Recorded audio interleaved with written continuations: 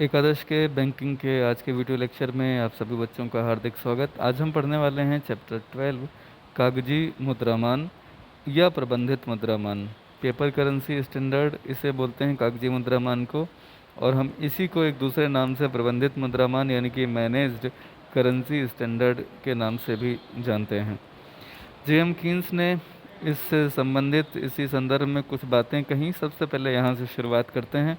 इन्होंने कहा कि सरकार इस पत्र मुद्रा साधन द्वारा उस समय भी जीवित रह सकती है जबकि अन्य किसी साधन द्वारा जीवित रहना कठिन होता है। इस प्रकार यह इस प्रकार का कर है जिससे जनता का बचना अत्यधिक कठिन हो जाता है और जिसे अत्यंत निर्बल सरकार भी जो अन्य किसी प्रकार का कर लगाने में असमर्थ हो लागू कर सकती है।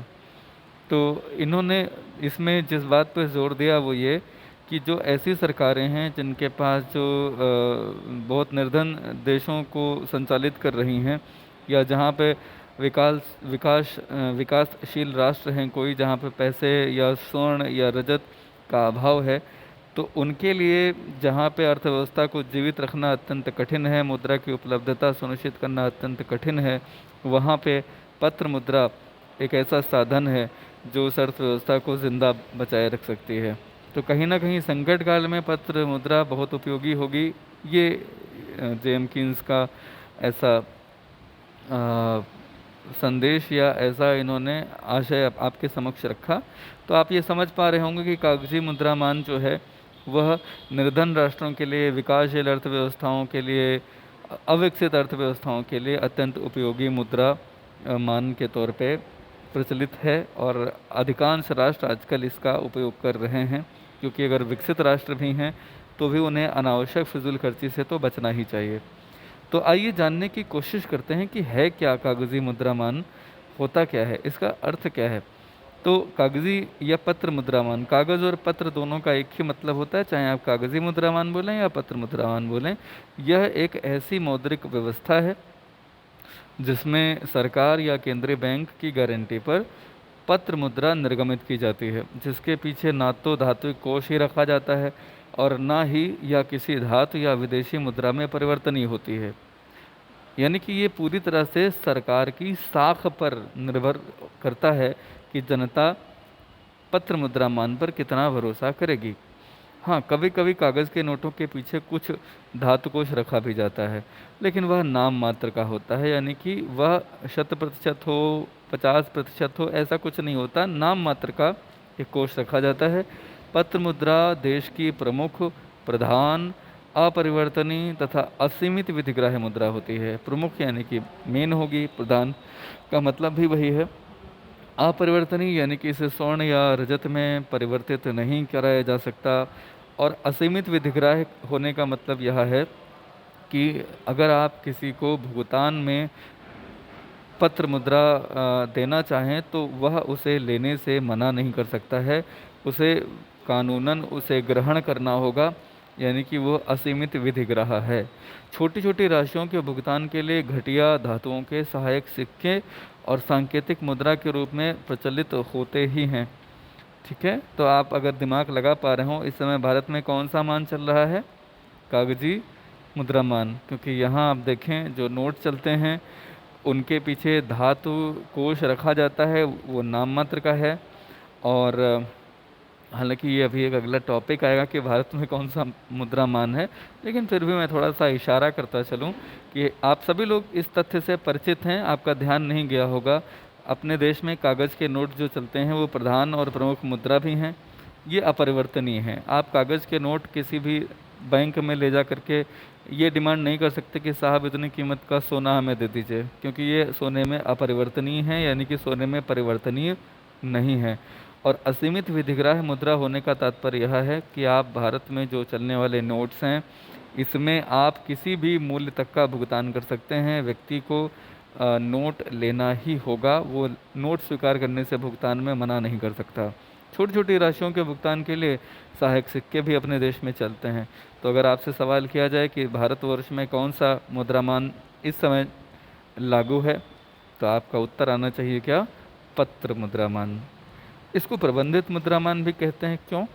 क्योंकि पत्र मुद्रामान स्वचालित नहीं होता, ऑटोमेटिक नहीं होता। इसका संचालन, प्रबंध और नियमन सरकार तथा केंद्रीय बैंक के द्वारा किया जाता है। क्योंकि ये सब कुछ करना पड़ता है, प्रबंध करना पड़ता है सरकारों को या केंद्रीय बैंक को सरकार की तरफ से, तो इसी कारण से इसको प्रबंधित मुद्रामान यानी कि मैनेज्ड करेंसी स्टैंडर्ड भी कहते हैं। क्योंकि पत्र मुद्रा सरकार की साख या प्रतिष्ठा के आधार पर चलता है, इसलिए इसे कभी कभी साख मुद्रामान यानी कि क्रेडिट मनी स्टैंडर्ड भी कहा जाता है। अब ये तो रहा इसका अर्थ। अब इसके दो परिभाषाएं आपको जाननी होंगी और इन्हें याद भी करना होगा। प्रोफेसर भिवानी, जब सरकार निश्चित उद्देश्य के साथ देश की मुद्रा प्रणाली के संबंध में निश्चित नीति अपना लेती है तो यह व्यवस्था अपरिवर्तनीय या संचालित मुद्रामान कहलाती है। जब सरकार निश्चित उद्देश्य के साथ देश की मुद्रा प्रणाली के संबंध में निश्चित नीति अपना लेती है तो यह व्यवस्था अपरिवर्तनीय और संचालित मुद्रामान कहलाती है। यानी कि सरकार एक निश्चित उद्देश्य के साथ देश की मुद्रा प्रणाली के संबंध में एक निश्चित नीति अपनाएगी और इसमें अपरिवर्तनीय और संचालित मुद्रामान लिया जाएगा, तो इसी को आप प्रबंधित, ये सब इसी के नाम है, चाहे आप संचालित मुद्रामान बोलें या प्रबंधित मुद्रामान बोलें। सेन और दास, प्रोफेसर सेन और दास क्या कहते हैं? प्रबंधित मान वह मुद्रामान है जिसके अंतर्गत मुद्रा का मूल्य एक निर्दिष्ट योजना के अनुसार केंद्रीय बैंक द्वारा निर्धारित होता है। तो इसमें मुद्रा का मूल्य कौन तय करता है? केंद्रीय बैंक तय करता है। तो ये बातें आपको समझ में आ गई होंगी। इसमें कोई एक परिभाषा आप लिख लीजिए बस। कागजी मुद्रामान की विशेषताएं, कागज़ के जो नोट होंगे ये प्रमुख मुद्रा होंगी देश की, असीमित रूप से विधिग्राह्य होगी। सहायक मुद्रा के तौर पे हल्की धातु के सांकेतिक सिक्कों का प्रचलन होगा, जैसे भारत में 1 रुपये के, 2 रुपये के, 5 रुपये के, 10 रुपये के सिक्के। दूसरा, मुद्रा का निर्गमन तथा नियमन। कागजी मुद्रा का निर्गमन और नियमन सरकार या केंद्रीय बैंक द्वारा किसी विशेष कानून के अंतर्गत होगा और इस बात का विशेष ध्यान रखा जाता है कि मुद्रा की मांग व आपूर्ति में संतुलन बना रहे। तो मैं आपको बताना चाहता हूँ कि जो नोट होते हैं वो केंद्रीय बैंक के द्वारा जारी किए जाते हैं, 1 रुपये के नोट को छोड़कर, 1 रुपये के नोट को छोड़कर बाकी सारे जो नोट होते हैं वो केंद्रीय बैंक जारी करता है। बाकी सारे सिक्के और 1 रुपये का नोट ये जो है भारत सरकार जारी करती है, भारत सरकार का वित्त मंत्रालय, ठीक है। इनकी टकसाल हैं, 4 टकसालें हैं इस समय भारत में, वो इसे जारी करती हैं, वहाँ पे ये सिक्के छापे जाते हैं। तो भारत में 1 रुपये का नोट देखिए लिखा भी है, मैं अनावश्यक अपनी तरफ से बोल रहा हूँ, 1 रुपये का नोट तथा 2, 5, 10, 20 1 रुपये का नोट केंद्र सरकार द्वारा और बाकी 2, 5, 10, 20, 50, 100, 500 और 2000 के नोट रिजर्व बैंक के द्वारा जारी किए जाते हैं। यहाँ 1000 नहीं है, 2000 कर लीजिएगा सभी लोग, ठीक है। कागजी मुद्रा की अपरिवर्तनीयता। कागज़ की जो मुद्रा है ये स्वर्ण, चांदी, किसी अन्य धातु में परिवर्तनीय यानी कन्वर्टेबल नहीं होती। कागजी मुद्रा के पीछे आड़ के रूप में धातु कोष रखना अनिवार्य नहीं होता। पत्र मुद्रा के मूल्य का स्वतंत्रता पूर्वक निर्धारण। इस मान के अंतर्गत मुद्रा के मूल्य का निर्धारण किसी बहुमूल्य धातु के माध्यम से नहीं होता, यानी कि सोने के या चांदी के आधार पर नहीं होता। विनिमय दर का निर्धारण सरकार स्वयं करती है या कभी कभी मांग और पूर्ति के जो शक्तियां हैं, जो फोर्सेस हैं, डिमांड एंड सप्लाई फोर्सेस, उनके द्वारा होता है। देखिए डिमांड एंड सप्लाई फोर्स क्या होता है? सामान्य जो वस्तुएं होती हैं उनका मूल्य डिमांड एंड सप्लाई फोर्सेस के माध्यम से ही तय होता है। जैसे किसी वस्तु की मांग ज़्यादा हो जाए और उसकी पूर्ति कम हो जाए तो उसका मूल्य जो होगा वो बढ़ जाएगा, प्राइस बढ़ जाएगा। और इसी तरह से अगर जो है मांग जो है ये कम हो जाए और पूर्ति ज़्यादा हो जाए तो उसका प्राइस घट जाएगा। इसी तरह से मुद्रा के साथ भी होता है। ये जो मुद्रा के साथ होता है ये दरअसल मुद्रा का जो बाह्य मूल्य है उस पर लागू होता है। जैसे आप अक्सर पढ़ते हैं, अगर आप न्यूज़ सुन रहे होंगे तो आपने सुना होगा कि कल जो है भारतीय रुपये का मूल्य डॉलर के मुकाबले कुछ पैसे घट गया, ठीक है। तो ये क्यों हुआ? ये कई कारण है। फिलहाल ये ऐसा हुआ कि भारतीय रुपये का मूल्य लगभग 3 पैसे घटा डॉलर के मुकाबले। माना जाता है कि ऐसा डॉलर की स्थिति अंतर्राष्ट्रीय बाजार में मजबूत होने की वजह से हुई। तो खैर भारतीय रुपये का ये जो मूल्य डिमांड और सप्लाई से होता है ये उसका बाह्य मूल्य है, यानी जिसे आप बोलते हैं कि भारतीय मुद्रा का विदेशी मुद्रा के परिप्रेक्ष्य में मूल्य निर्धारण, ये डिमांड और सप्लाई से होता है। लेकिन जो आंतरिक मूल्य होता है देश के भीतर रुपए का मूल्य जो होता है वो सरकार अपने जो है प्रबंधित ढंग से उसका निर्धारित करती है। विदेशी भुगतानों के लिए धातु कोष भी बना के रखा जाता है प्रबंधित मुद्रामान में। कुछ धातु कोष रखने पड़ते हैं, उसमें कुछ स्वर्ण कोष भी होता है और उसके अलावा कुछ विदेशी सिक्योरिटीज़ भी होती हैं। ठीक है, तो कागजी मुद्रामान की विशेषताओं जानने के बाद अब आपको इसके गुणों के ऊपर विचार करना है। सबसे पहला गुण इसका जो है वो है कि यह मितव्ययी मान है, यानी कि कम खर्च होता है इसमें। क्यों? क्योंकि पत्र मुद्रा के निर्वहन के लिए किसी भी मूल्यवान धातु को आड़ में रखने का बंधन नहीं होता। आड़ का मतलब होता है सिक्योरिटी के तौर पे, कोष के तौर पे रखने की आवश्यकता नहीं होती। दूसरा, धातु मुद्रा सिक्के की अपेक्षा पत्र मुद्रा का जो मुद्रण है और नवीनीकरण है वो काफ़ी सस्ता होता है। सिक्कों की घिसावट से जो हानि होती है वो भी कागज़ के नोटों में नहीं होती है। ये लोचदार मान है। इसमें आपको अगर देश में मौद्रिक आवश्यकताएं बढ़ जाएं, तो अगर आपको अधिक मुद्रा छापनी है तो उसके लिए आपको उतनी मात्रा में स्वर्ण या रजत का या अन्य धातुओं का कोष रखने की या बढ़ाने की आवश्यकता नहीं पड़ती। विकासशील राष्ट्रों के लिए इसीलिए यह विशेष रूप से उपयुक्त माना जाता है। बहुमूल्य धातुओं की बचत होती है और आप उनका सही जगह पर सदुपयोग कर पाते हैं, जैसे विदेशी भुगतानों का निपटारा करना हो, देश की मुद्रा के बाह्य मूल्य को मजबूत करना हो। आंतरिक भुगतानों में सुविधा रहती है। देखिए, नोटों को धातु मुद्रा की अपेक्षा गिनना, उसे इकट्ठा करके रखना, एक स्थान से दूसरे स्थान पर लाना ले जाना बड़ा आसान होता है। तो आंतरिक भुगतानों में पत्र मुद्रा के माध्यम से सुविधा रहती है अपेक्षाकृत। मुद्रा में एक रूपता, जो कागज़ के नोट होते हैं वो एक जैसे होते हैं, तो उसमें कहीं पे भी एक जैसे नोट होने के कारण भुगतानों में कोई शंका नहीं रहती, और अगर कोई जाली नोट हैं तो उन्हें आसानी से पहचाना जा सकता है। पत्र मुद्रा में सुविधा तथा स्वतंत्र, प्रबंध में सुविधा तथा स्वतंत्रता। पत्र मुद्रा ना तो किसी धातु में परिवर्तनीय होती है, न उसका किसी धातु से कोई संबंध होता है। इससे मौद्रिक अधिकारी मुद्रा प्रणाली का देश का आवश्यकता अनुसार प्रबंध कर सकता है।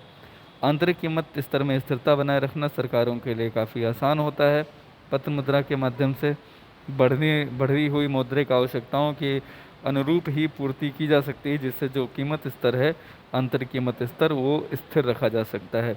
विनिमय दर यानी कि जो बाह्य मूल्य होता है उसमें उच्चावचन स्वयं नियमित होते रहते हैं। वो स्वयं कैसे नियमित होते हैं? अभी मैंने आपको बताया था, डिमांड और सप्लाई, मांग और पूर्ति में असंतुलन होते ही विदेशी विनिमय में भारी उच्चावचन प्रारंभ हो जाते हैं।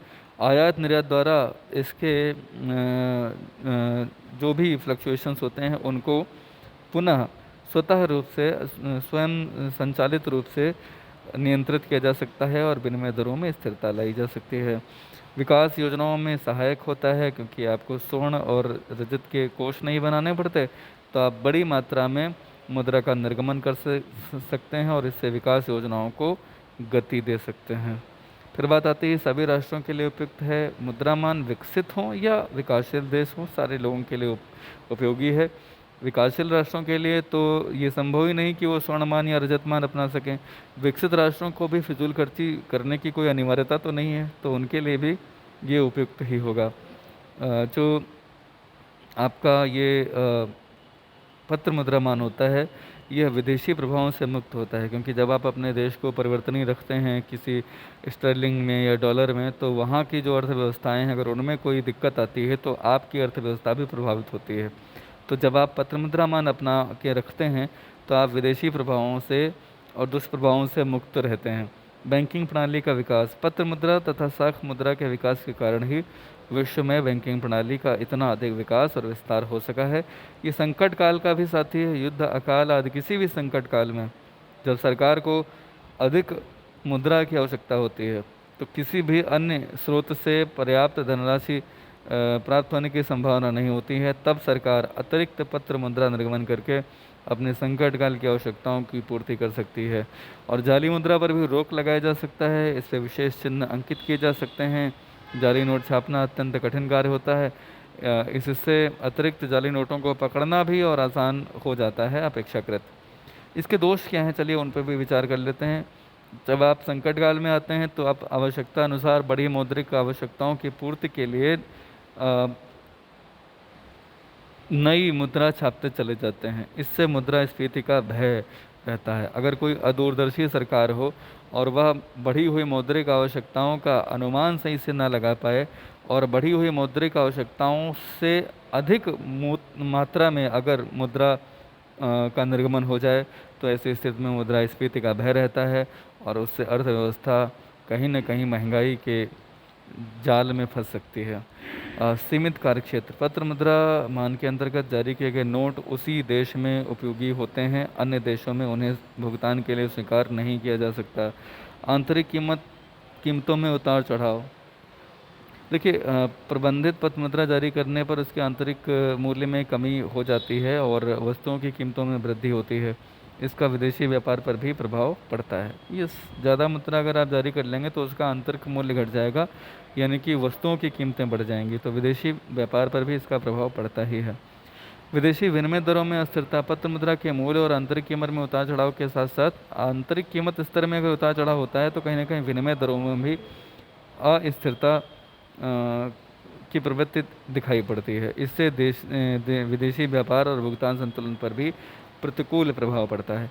स्वयं संचालकता का अभाव होता है। इसमें स्वयं संचालकता का गुण नहीं है, इस गुण का अभाव है, तो बहुत बार इसको व्यवस्थित करना पड़ता है, सरकारों को बार बार हस्तक्षेप करना पड़ता है। विभिन्न प्रकार के तरीके हैं जिससे सरकारें हस्तक्षेप करके अर्थव्यवस्था को साधने का प्रयास करती हैं।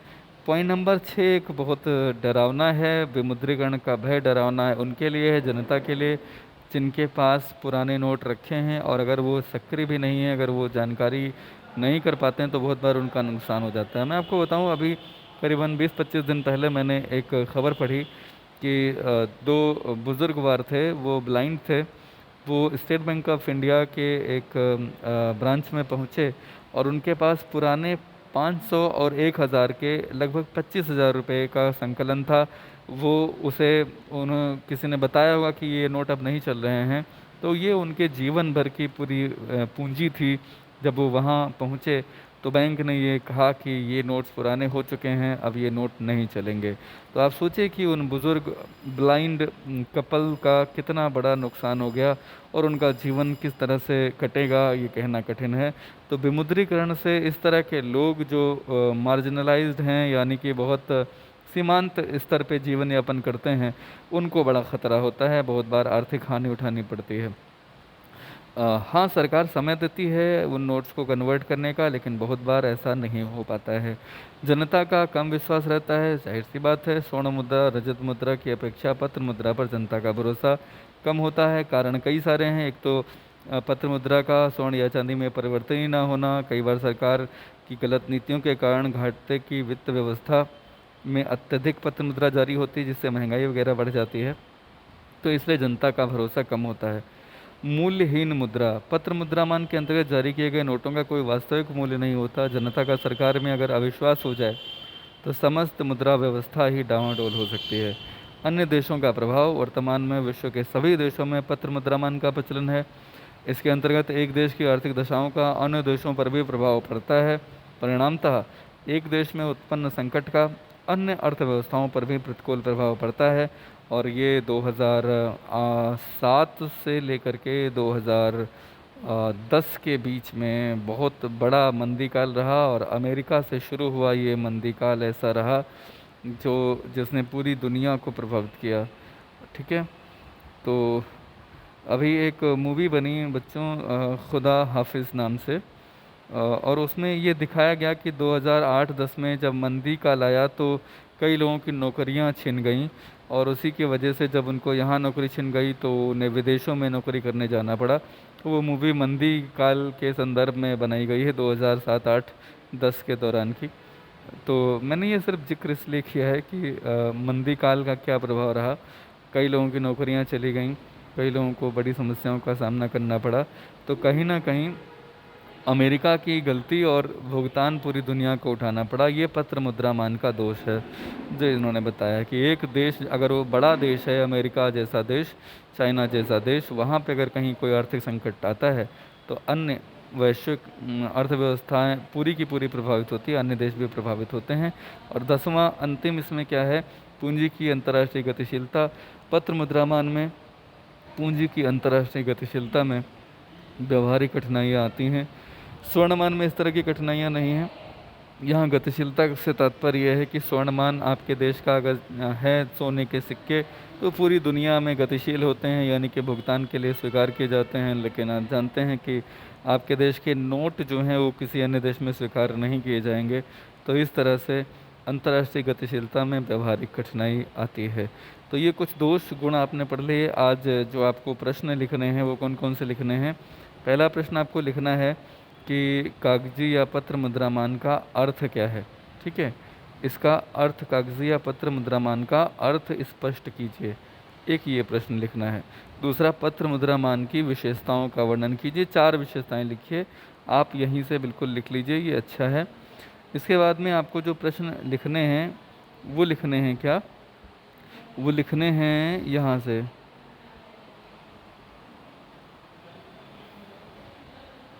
प्रबंधित करेंसी से क्या अभिप्राय है, ये आप लिख चुके हैं।